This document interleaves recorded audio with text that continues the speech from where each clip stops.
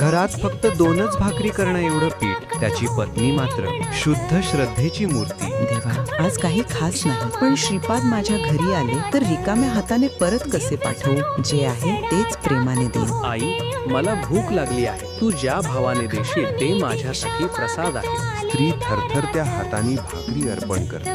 भगवान, हेच आहे माझ्याकडे. थोडं आहे पण मन पूर्ण आहे. आई, ज्या प्रेमाने तू दिलंस त्या प्रेमाने माझं हृदय भरून आलं आहे. आजपासून तुझ्या घरी कधीही अन्न कमी पडणार नाही. तुझ्या भांड्यांतून अखंड समृद्धी वाहत राहील. प्रभू, माझं आयुष्य धन्य झालं. मी इतकं दिलं तरी मला कृपा नाही, आणि ही गरीब स्त्री. दान रुपयांनी मोठं होत नाही, दान मोठं होतं भावनेने. तुझ्या दानात अहंकार होता, तिच्या दानात प्रेम होतं. बाळा, हेच आहे दत्तात्रय तत्व. देवाकडे कधीही गोष्टीने जाऊ नये, भावाने जावं.